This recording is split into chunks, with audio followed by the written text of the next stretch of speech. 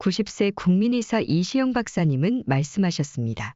의사들에게 만약 병에 걸린다면 어떤 병에 걸리는 게 낫겠느냐라고 물으면 의외로 암에 걸리는 것이 낫다고 합니다. 만약에 무슨 병으로 죽고 싶으냐? 그러면 의사들은 암으로 죽고 싶다.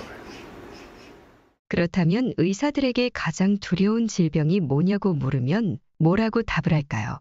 당뇨? 폐렴? 아닙니다. 바로 치매입니다. 물론 암도 치매도 걸리지 않고 건강한 몸과 정신으로 우리 가족과 지인들에게 피해를 주지 않고 깨끗하게 노년을 보내는 것이 최고입니다. 하지만 지금 70세가 안 되신 분들이라면 의사들이 암보다 치매를 두려워하는 이유를 우리의 행복하고 건강한 노후를 위해서 꼭 알고 있는 것이 좋습니다. 특히 50대, 60대 분들은 꼭 알고 계셔야 합니다. 나이 70이 넘으면 80% 이상이 몸속에 암덩이를 갖고 있다는 사실 알고 계셨나요? 95세가 넘어서 돌아가신 분들을 부검해보면 살아생전에 특별한 이상이 없었는데도 암을 가지고 계십니다. 돌아가실 때까지 증상을 느끼지 못할 뿐인 것이죠.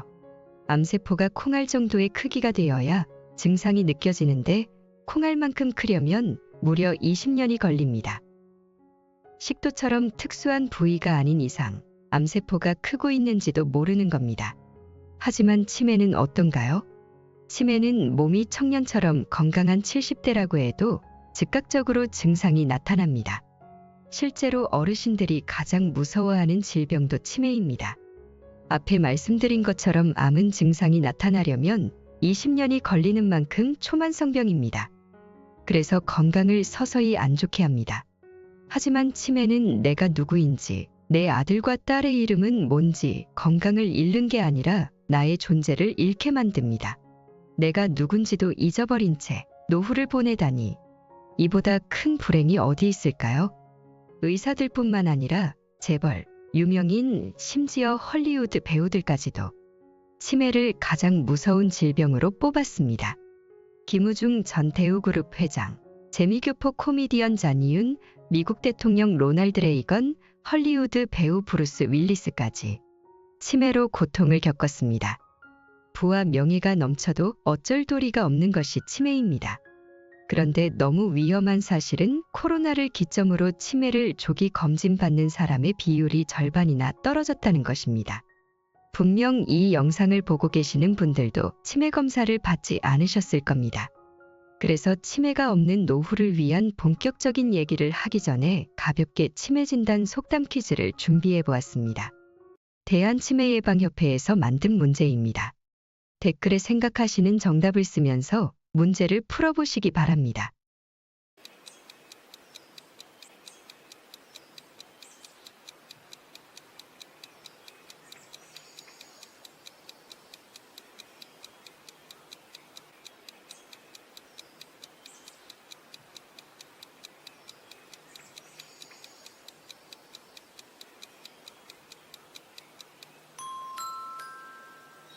다 풀어보셨나요? 이제 정답을 말씀드리겠습니다. 불난 집에 부채질한다.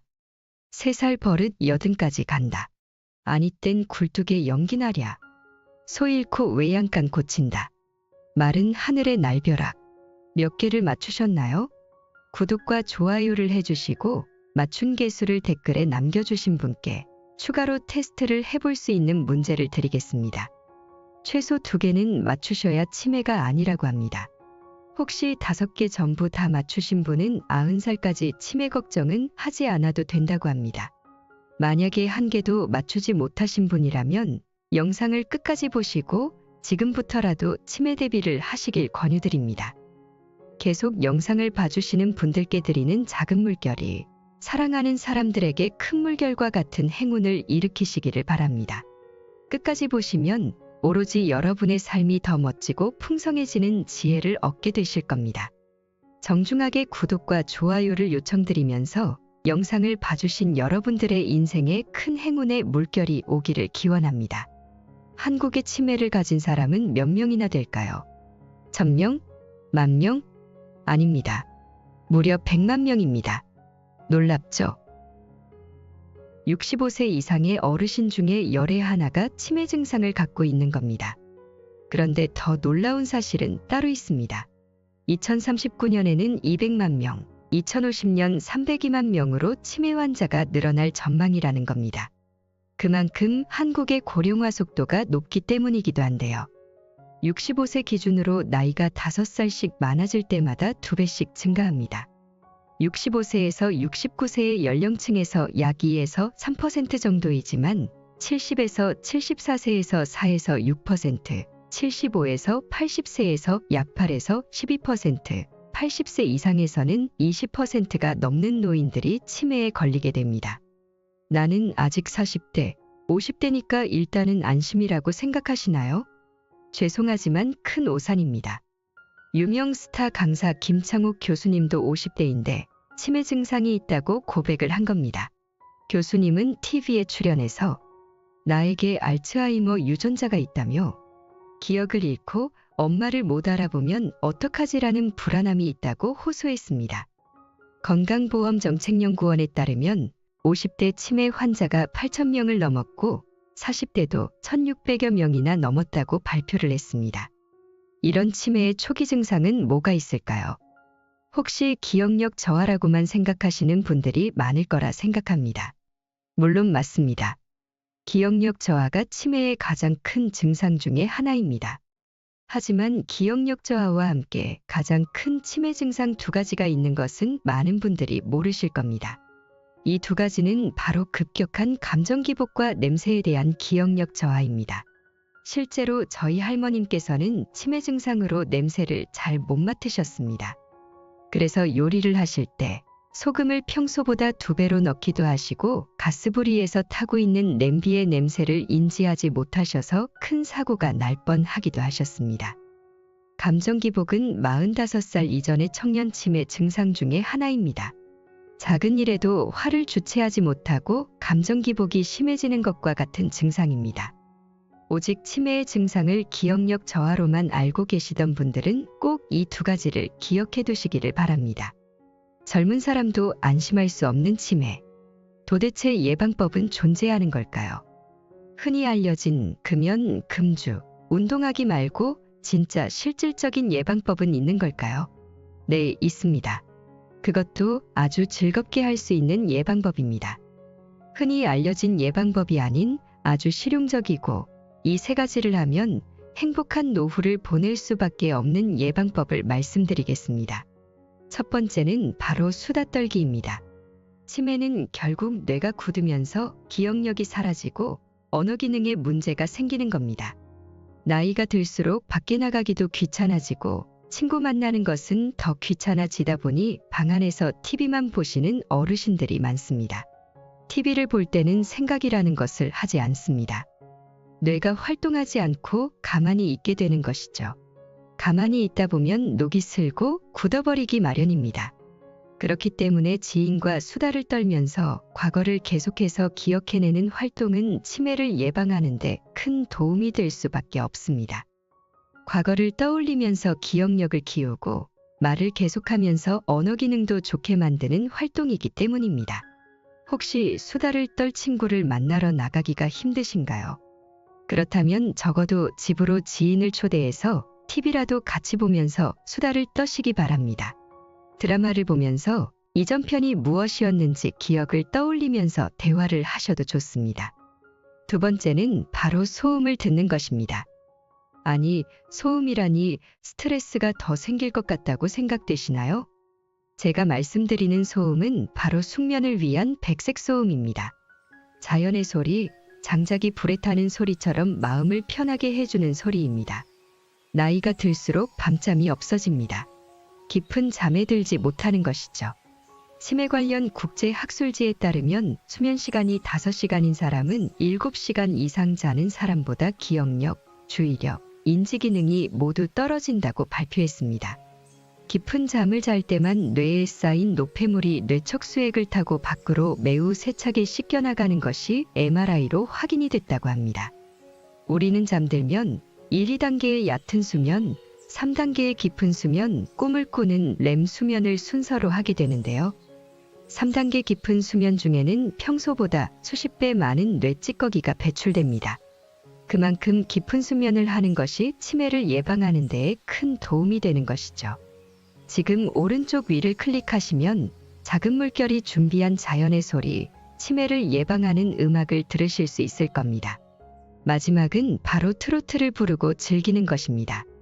이것은 특히 40대, 50대의 젊은 사람들이 치매를 예방하기에 너무도 좋은 방법 중에 하나입니다. 요즘 많은 젊은 사람들이 유튜브, SNS에 빠져 있습니다. 하루 평균 1시간 반에서 2시간을 유튜브를 본다고 하는데요. 날이 갈수록 이용 시간은 계속 늘어나고 있습니다. 그러다 보니 정신건강이 많이 악화되고 있는데요. 1시간 이상 디지털 미디어에 노출될수록 ADHD 발병 위험이 10% 증가한다는 연구 보고도 있습니다. 하지만 유튜브를 끊기에는 힘들 겁니다. 이럴 때는 하루에 3곡 정도의 노래를 불러보세요. 실제 치매 환자의 재활치료 방법 중에 노래 부르기가 있는 만큼 노래를 즐기면서 자연스럽게 노래 가사를 자주 반복하게 되면 결과적으로 기억력 향상에도 큰 도움을 줍니다. 뿐만 아니라 동년배들과 함께 화합할 수 있는 자리가 되기 때문에 우울감이 극복되고 사회적 기능을 회복하는 데 도움이 되기도 합니다.